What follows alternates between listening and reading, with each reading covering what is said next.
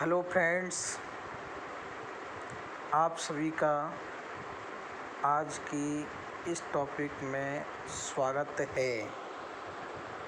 आज हम चर्चा करने वाले हैं कक्षा 10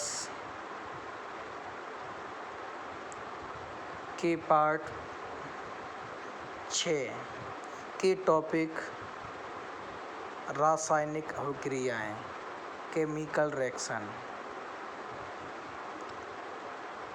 मैं आप सभी को बता दूं कि प्रत्येक वर्ष रासायनिक अभिक्रियाओं से संबंधित प्रश्न पूछे जाते हैं, इसलिए मैं आपके लिए केवल और केवल परिभाषा एवं उदाहरण दोनों को लेकर के आया हूँ।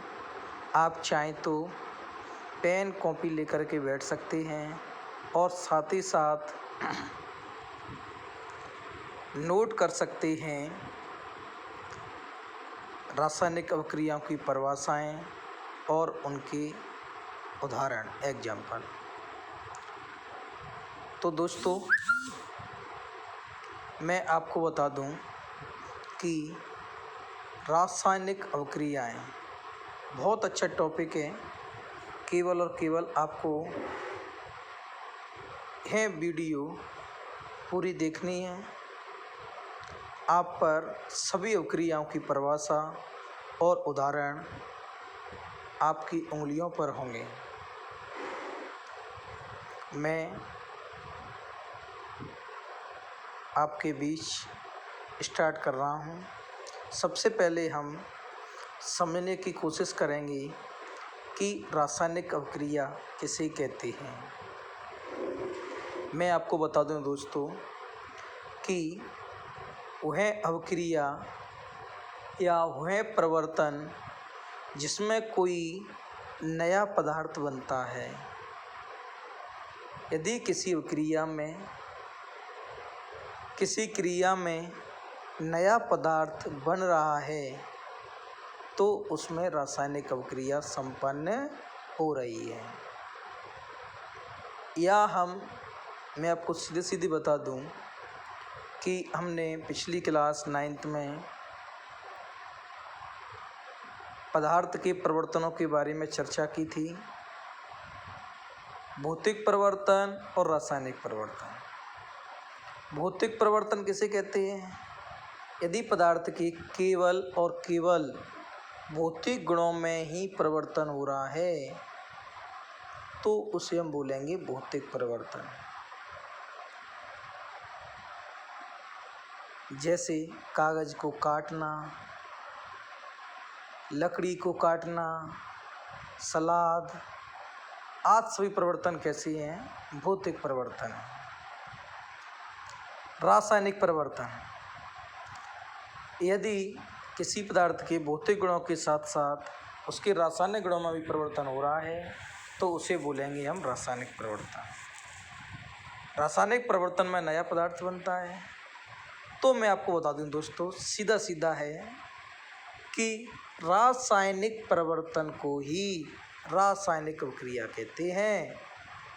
तो दोस्तों, आप समझ गए होंगे कि यदि किसी में रासायनिक परिवर्तन हो रहा है तो उसमें रासायनिक अभिक्रिया हो रही है। चलो दोस्तों, अब हम रासायनिक अभिक्रिया प्रकारों के बारे में चर्चा करते हैं।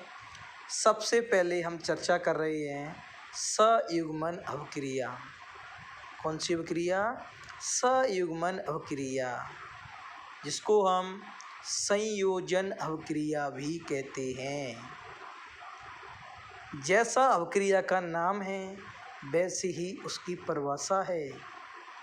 मैं आपको बता दूं, संयुग्मन या संयोजन दोनों शब्दों का अर्थ है कि आपस में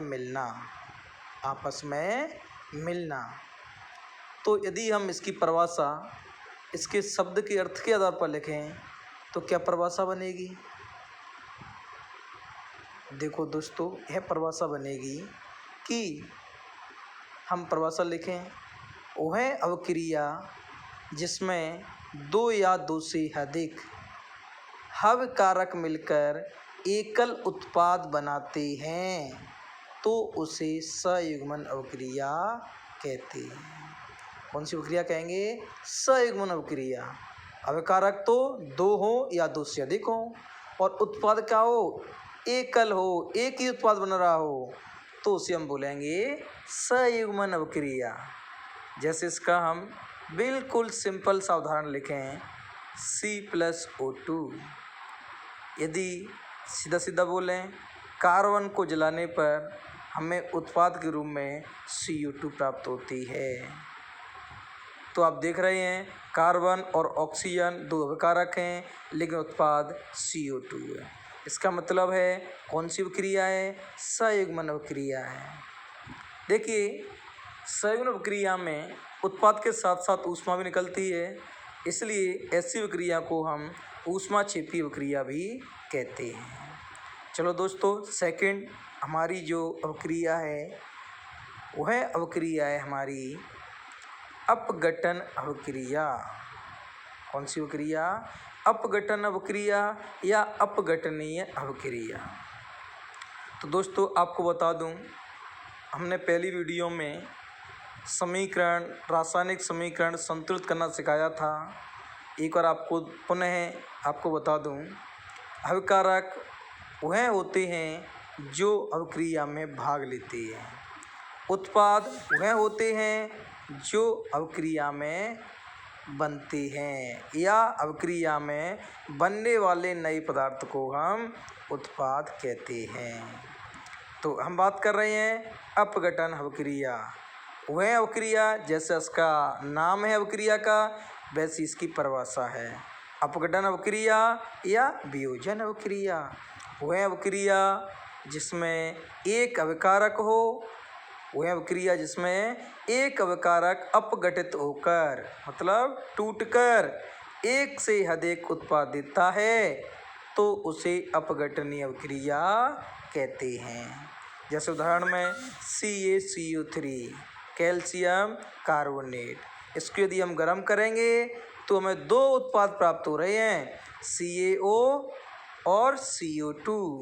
तो आप देख सकते हैं दोस्तों अभिकारक कितनी है? एक। उत्पाद कितनी है? दो। तो एक अभिकारक टूटकर अपघटित होकर एक से अधिक, चाहे दो हो, तीन हो, चार हो, लेकिन एक से अधिक हो उत्पाद, तो उसे बोलेंगे हम अपघटनीय अभिक्रिया। तो दोस्तों मैं आपको बता दूं कि इसको हम जो अपघटनीय अभिक्रिया इसको हम वियोजन अभिक्रिया भी कहते हैं। हमने सिलेबस के अनुसार देखें तो अपघटन अभिक्रिया को कुछ उपभागों में बांटा है, जिसमें ए ऊष्मीय अपघटन अभिक्रिया। तो दोस्तों आपको घबराने की ज़रूरत नहीं है कि अपघटनीय अभिक्रिया, ऊष्मीय अपघटन अभिक्रिया, कोई कुछ नहीं है। मैं आपको सीधा सीधा फंडा है, ऊष्मा के द्वारा होने वाली अपघटन अभिक्रिया को ऊष्मीय अपघटन अभिक्रिया कहते हैं। उदाहरण जो हमने अपघटन अभिक्रिया उदाहरण लिखा था, CaCO3 को हमने गर्म किया, हमने उसको ऊष्मा दी, ऊष्मा के द्वारा वो क्या हुआ? अपघटन हुआ उसका, और CaO और CO2 बनी। इसके बाद इसकी सेकंड देखें हम विद्युत अपघटन अभिक्रिया। किसे कहेंगे?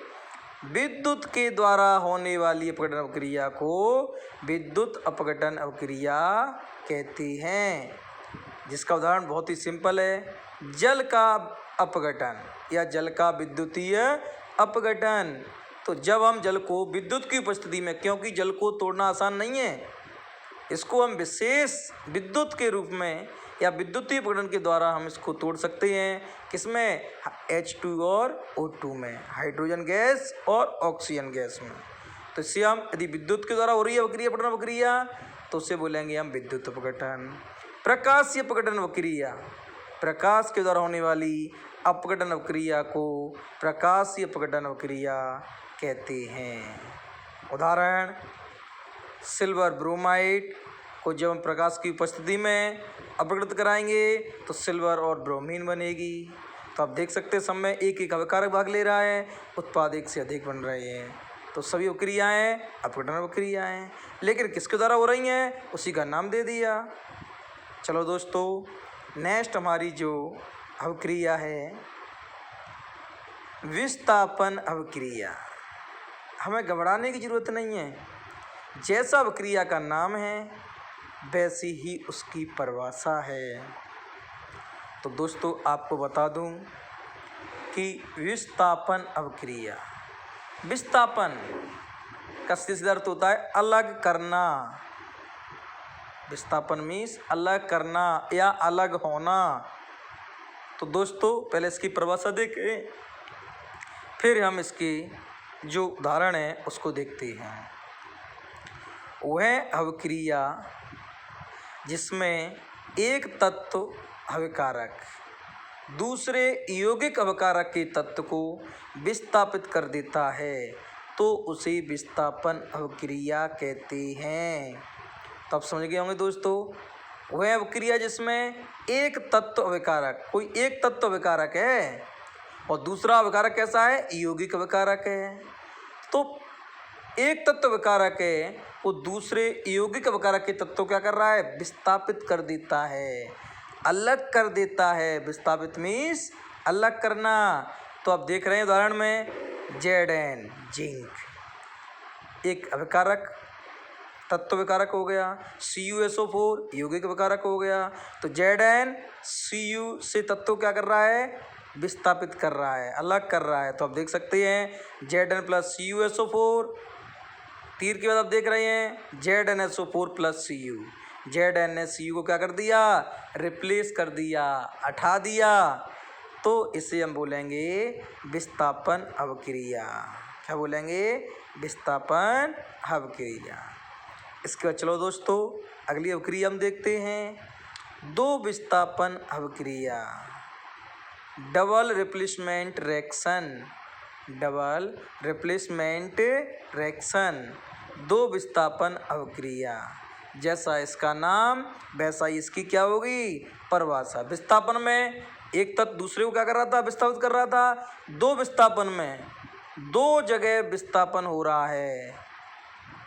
तो आप देख सकते हैं, पहले इसकी परिभाषा हम देखें। वह अवक्रिया जिसमें अभिकारकों के बीच आयनों का आदान प्रदान होता है तो उसे दो विस्थापन अवक्रिया कहते हैं। जैसे हम एग्जाम्पल में देख रहे हैं Na2SO4 sodium sulphate, sodium sulphate, BaCl2 barium chloride. तो आप देखें इसमें आयनों का प्रदान कैसे हो रहा है। आगे देख रहे हैं NaCl बन रहा है, क्या बन रहा है, NaCl सोडियम क्लोराइड। पहले Cl बेरियम के साथ था, लेकिन Na ने बेरियम को क्या कर दिया, रिप्लेस कर दिया, विस्थापित कर दिया और खुद Cl के साथ जुड़ गया। और Na की जगह कौन पहुंच गया, बेरियम पहुंच गया। तो बेरियम ने बनाया बेरियम सल्फेट और सोडियम ने बनाया सोडियम क्लोराइड। तो इस प्रकार से आप दोस्तों देख सकते हैं कि इसमें दो रिप्लेसमेंट हो रहे हैं, दो बार विस्थापन हो रहा है। तो इसलिए हम बोलते हैं दो विस्थापन अवक्रिया। तो आप समझ गए होंगे रिप्लेसमेंट और डबल रिप्लेसमेंट, विस्थापन अवक्रिया, दो विस्थापन अवक्रिया। इसके बाद चलो दोस्तों हमारी लास्ट और अंतिम अवक्रिया है उपचयन अपचयन अवक्रिया। उपचयन अपचयन अवक्रिया, या इसको हम बोलते हैं रेडॉक्स अवक्रिया। क्या बोलते हैं, रेडॉक्स अवक्रिया। पहले इसकी परिभाषा देखें। वह अवक्रिया जिसमें एक अभिकारक का उपचयन दूसरे अभिकारक का अपचयन हो तो उसे उपचयन अपचयन अवक्रिया कहते हैं, या बोला सीधा सीधा रेडॉक्स अवक्रिया कहते हैं। तो आप देख सकते हैं ZnO zinc oxide plus CO carbon monoxide. तो आप देख सकते हैं अगली में Zn में ऑक्सीजन की कमी हो रही है। तो दोस्तों मैं आपको बता दूं, यदि ऑक्सीजन की कमी हो और हाइड्रोजन की वृद्धि हो तो उसके हम कहेंगे अपचयन। यदि ऑक्सीजन की वृद्धि हो, हाइड्रोजन की कमी हो तो उसे बोलेंगे हम उपचयन। तो दोस्तों आप देख सकते हैं जेडर में ऑक्सीजन की कमी हो रही है इसलिए अपचयन। CO में पहले एक ऑक्सीजन था, ऑक्सीजन परमाणु था, लेकिन CO में एक और ऑक्सीजन परमाणु आ गया ZN से, ZNO से और CO2 बनेगा। तो CO में कार्बन मोनोऑक्साइड में वृद्धि इसलिए उपचयन और जिंक ऑक्साइड में ऑक्सीजन की कमी इसलिए अपचयन। अब एक बात आती है कि इसे हम रिडॉक्स अभिक्रिया क्यों कहते हैं। तो दोस्तों मैं आपको बता दूं कि इसकी हम इंग्लिश देखें उपचयन और अपचयन की। उपचयन को बोलते हैं ऑक्सीडेशन और अपचयन को बोलते हैं रिडक्शन। तो आप बता दें रिडक्शन से हमने ले लिया RED और उससे ले लिया OX, तो ये बन गई हमारी रिडॉक्स अभिक्रिया। इसी दोस्तों यह क्वेश्चन प्रत्येक बोर्ड में 5 नंबर का आता है, आप इसे याद करें। इसी के साथ मैं आपको बता दूं कि बोर्ड में या तो सीधा सीधा जो मैंने कराया है वैसा प्रत्येक वर्ष 3 नंबर या 5 नंबर का आता है, या फिर समीकरण दे दिए जाएंगे और उसके आपको पहचानना है कि इसमें कौन सी अभिक्रिया होगी। इसी के